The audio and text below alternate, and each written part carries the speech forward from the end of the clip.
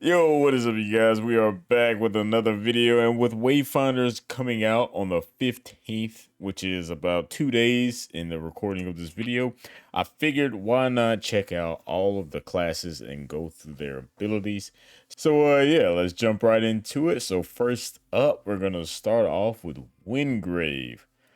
Wingrave is the sword and shield bearer. So, first up, Wingrave. Wingrave is a Templar clad in spell-forged armor, sustained by his faith in the Architects. He's a natural leader and true champion, always ready to defend the innocent and smite the forces of evil. So, I don't know what this means, but it says he's I guess, the Seeker. Wingrave excels at close combat. He specializes in supporting allies, summoning shields of light, and healing his allies, even as he calls down divine judgment on his enemies. So obviously, he's a defensive character slash support character. He can probably defend I guess, anyone that's around him. So his abilities are Righteous Strike. Hitting an enemy causes an explosion of healing energy to shoot out and heal Wingrave and nearby allies. So as you can see, looks like he just swings the sword and knocks them off their feet. And I assume, yeah, you saw like the little, I guess, green that popped up after he hit the enemy. That was the health that came out. Next up, we have Radiant Pulse, forms a divine shield that blocks projectiles and boosts defense of allies standing behind it. Oh, that was pretty cool. All right, so as you can see, he literally puts up his hand, he puts up a shield. So he probably can walk around with this shield and I guess just defend everyone. That's actually pretty cool. All right, next up we have Judgment. Marks enemies for judgment. Anyone hitting a judged enemy will restore their own health. So it looks like, all right, so it looks like Judgment puts like little halos on top of the enemies. So, and I guess every time, I guess one of the Wayfinders hit the enemy, you gain health. Is that what it says? Yeah, anyone hitting a judged enemy will restore health. Okay. His last ability is Divine Aegis, however you want to say it. A powerful barrier that makes anyone standing in it immune to damage and heals them over time. All right, so this is like the ultimate ability. So that's pretty cool. So it looks like a combination of honestly the first and second ability. So if I assume it's like a big dome. So if you stay in this, you'll be safe, protected, and you'll get all your health back. So this will probably come in clutch if you're ever fighting like a really big boss. All right, and his passive ability is Healing Pulse. Melee finishers heal Wingrave and one nearby ally. His signature ability is Bastion. The names of celestial architects are woven into the steel, and a champion and with faith can still call on their light. Also, with the signature weapons, the Wayfinders can use different weapons. So don't feel like, oh, well, what if I want to use a different weapon? They can use different weapons, different signature weapons. So don't feel like you're linked or you have to use these weapons. All right, next up we have weapon ability Power Bash. Shield Bash to do massive impact and guard break damage. I'm not going to read through the backstory, but if you want to read through the backstory, I'll leave it here so you can pause really quick. But yeah, let's go to the next one, which is Silo, the Tactician. Silo. Swift and precise, Silo makes every shot count. Born into a family of smugglers, he spent his life running under the radar and challenging tyrants. Now he's using those same skills to fight the gloom. Silo loves long odds. The greater the challenge, the greater the thrill. So obviously, Silo is the Tactician. His complexity is 2 out of 5. Silo switches easily between melee and range combat and is at his best when he embraces this versatility. He has a host of tactical tools. He can distract his foes with illusion, slow them with oil, or burn them with fire, potentially setting off deadly chain reactions. Okay, so he's like a comboer. So if you throw a bomb, you can probably throw another bomb, and then that hits like a chain reaction. So obviously, like with the oil bomb, I assume, and then you throw a fire bomb, and it probably just boom boom. All right, so his abilities: Firebomb. Toss a firebomb that ignites enemies, dealing damage over time. Causes a chain reaction with oil bomb. Boom! Exactly what I just said. right, so I'm assuming, next up is Oil Bomb. Leaves a pool of oil in front of silos, slowing enemies and causing them to take additional damage. So yeah, you hit them with Oil Bomb and then hit them with Fire Bomb, and they probably just ignite and have like a burn effect. All right, Proto Clone. Dash backwards, leaving behind a clone that pulls nearby enemies in. The clone will taunt nearby enemies into attacking it until it expires. Oh, that's pretty cool. I like that. Okay, that's pretty cool. That's probably going to be very useful if you get I guess ambushed. All right, next ability, Arc Nemesis. Silo sends out an egg to shock all enemies in the area, dealing a burst of damage. Egg remains in the area for a short time, slowing and damaging nearby enemies. Yeah, that's pretty cool. So that's like a little crowd control. So yeah, it seems like he's like really good at like crowd controlling. So he can throw a firebomb or a bomb in specific areas, hold them back, and then do a proto clone in the area, and then do a arc nemesis. All right, his passive ability, strategic advantage, deal bonus melee and range damage to enemies that are debuffed. His signature weapon is Longshot. Longshot was built by Salon Vex, the first strike. He won a fortune from the Avar Reeve in high stakes shooting contests and used the gold to found his network of smugglers. His weapon ability is Deadeye. 3 Deadeye weak spots appear on every enemy in range. Hitting these weak spots result in high damage and guaranteed crits. All right, next up we have Niss, the Shadow Dancer. Niss is kin to the shadows, and darkness serves as her weapon and her cloak. She is one of the deep Eldrin and ancient people who now serve the malevolent precursors. When Niss and her clan challenged the precursors, her family was wiped out and Niss escaped into exile.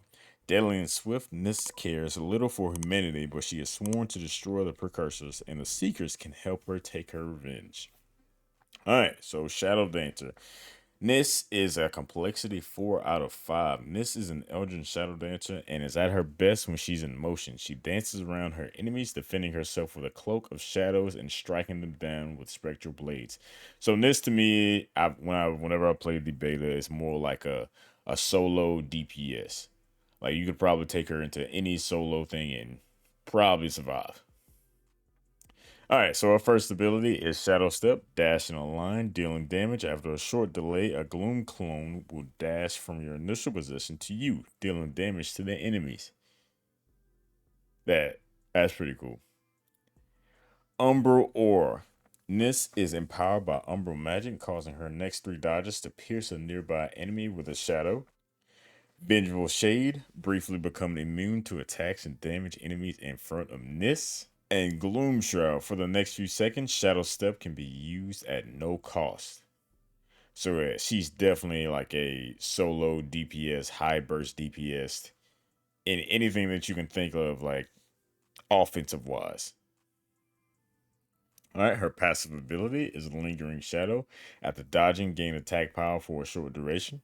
Her signature weapon is Knight's Edge, the ancestral blades of the Duskull Eldrin. The spirits of the fallen Duskull are bound to these daggers and strike out the enemies of a worthy wielder. Weapon ability Daggerfall forms multiple magical daggers that float around the player and fire towards enemies as attacks when enemies come within range. Alright, so next up we have Senja. So Senja. Before the Gloom swallowed the warrior, Senja was the greatest gladiator in the history of the Imperial Arena.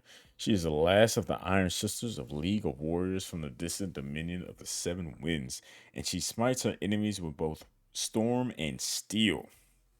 So Senja is the champion. Senja is a 3.5 out of 5 complexity. Senja loves to put on the show. She delights in close combat and can use her affinity for the storm to drag her enemies close or blast them across the battlefield in a burst of lightning. So it seems like she's like a sort of like an all-around character other than range, right? Alright, so abilities Gladiator Pummel. Punch forward and hold to showboat. On release, Senja punches again and debuffs her next weapon attack. Fully showboating increases the damage of the follow-up punch. So I'm assuming that was her showboat. So let's see it. Hold on. Like that was a showboat? And I assume that's the like really long showboat. Gain favor. Hold to showboat for the roaring crowd filling your favor. On release, taunts nearby enemies while buffing Senja and her allies. Lightning Grasp. Use lightning to pull all displaceable enemies towards Senja in a large area. Oh, that's pretty cool. I like that. Grand Finale. In the form of a lightning spear, Senja charges to smash an enemy, dealing massive damage to them and fully filling the crowd's favor. Alright, her passive ability is Crowd Favorite. Holding Gladiator Pummel and gain favor abilities will cause Senja to showboat. While showboating, she cannot be staggered, takes reduced damage, and increases the crowd's favor. As the crowd's favor increases, Senja gains attack damage and ability power. Alright, so signature weapon, Colossus, the ceremonial weapon of the champion of the Imperial Arena, used only in the most important matches. It's deeply insulting to use this glorious blade against goblins and shrikes. Weapon ability is Gladiator Slice. Performs a quick melee attack that buffs the next ability. Using Gladiator Slice again will perform an empowered Gladiator Slice, dealing additional damage up to 2 times. Alright, next up we have Kyros the War Mage. Kyros, arcane power flows through Kyros, and he can unleash this force to devastate his enemies. He's the last survivor of forgotten civilization, a wizard who transformed his flesh into pure mystical energy. Though his people are long lost, he's sworn to keep the gloom from destroying the world that remains. So Kyros is a war mage. His complexity is a 1.5 out of 5. While he prefers to avoid close combat, Kyros wields tremendous mystical power. He can scatter foes with a blast of raw energy and crush enemies with a massive shockwave. So it looks like Kyros is strictly like a range DPS, just from the look of his overall stats. Alright, so abilities. Savage Rake. Rakes the ground with a violent energy, dealing damage to all enemies in front of Kyros. Arcane fragments can be assumed to cast Savage Rake at no cost. I'm assuming that's the that's arcane fragment. Because it looks like they had 3 at first, right? Yeah. So it looks like he hits them. Yep. Siphon Radiant. Release a wave of energy around Kyros that damages enemies and absorbs arcane power, reducing cooldowns and granting an arcane fragment. Arcane Focus marks enemies in the area. As enemies are hit, the mark builds up in power and detonates at max or when it expires. Hand of Reckoning deals massive damage to enemies in a large radius around Kyros. Alright, so his passive ability is Arcane Fragments. Generate Arcane Fragments by using Siphon Radiant on enemies and landing combo finishers. Arcane Fragments are automatically consumed to grant extra charges of Savage Rake. His signature weapon is Epitaph. Crafted by the infamous Mother of Shadows, Epitaph feeds on the essence of its enemies even as it spills their blood. It whispers to you, urging you to battle. His weapon ability is Arcane Harvest. A spinning slash that deals damage in a 360-degree arc, steals ability power from enemies. Increases the power's ability power per enemy hit. Alright, last but not least, we have Venomess the Alchemist. Alright, Venomess is a deadly spire from the maze, and her poisons have changed the course of history, but the gloom has swallowed both the maze and the Empire, and her secret war is over. Ven's a survivor, and now the Seeker are the only. Ven's a survivor, and for now, the Seekers are the only game in town. So Venomous is an alchemist. Venomous is a 2.5 out of 5 in complexity. Venomous loves to play with her prey, and she can switch between range and melee combat with ease. Her chemicals can poison her enemies and strengthen her allies, and her thrusters give her tremendous mobility. So it looks like this is a range support character. So she can probably switch in between like DPS and obviously range support. All right. So her abilities are Transfusion, shoots a volley of poison needles that lock onto nearby enemies, dealing damage. Hitting an enemy with a needle causes a healing projectile to seek a nearby Wayfinder. These projectiles heal over time based on the number of stacks of venom on the source enemy. Vampiric Blast, launch a bomb that absorbs up to 5 nearby poison clouds. After a brief delay, the bomb explodes, dealing damage to the enemies and healing allies based on the number of poison clouds absorbed. Venom Thrusters, dash in a direction, leaving a trail of poison clouds behind you. Poison clouds damage and apply stacks of venom to enemies. Deep Breath, fire a massive explosion that damages and applies 5 stacks of empowered venom to enemies. Empowered venom deals damage over time and counts as additional stacks of venom for the Master of Venoms and Transfusion ability. Her passive ability is Master of Venoms. Weapon hits apply venom, dealing damage over time and stacking up to 5 times. Weapon hits against enemies with 5 stacks of venom create a poison cloud that deals damage and applies stacks of venom. A poison cloud can only be created by this effect once every 5 seconds. Her signature weapon is Nightshade. The Venomous design. The Venomous. Are they talking about herself in third person? I guess so. The Venomous designed many weapons for the maze, but Nightshade she made herself. Its needles are infused with the venom of the Orlake Wyvern, ensuring a swift and painful demise. The weapon ability is Wyvern's Fury. Reloads the rifle with an empowered clip. During the clip, the weapon is fully automatic and every bullet is infused to apply a stack of poison on hit. Poison deals a small amount of damage over 6 seconds, stacking up to 20 times. All right. So I think that about wraps it up. If you guys enjoyed that video, don't forget to hit that like and subscribe button. And obviously, if you want to see more of these videos where I go into details about different classes for other games, comment down below. And don't forget to turn on that notification bell so you can know when my next video goes live. Hope you all have a great time. Hope to see you all in the early access. If you do plan on playing the early access, comment down below and yeah, maybe we can link up, or maybe if you see me in the world you can let me know. But yeah, you guys have a great day and peace.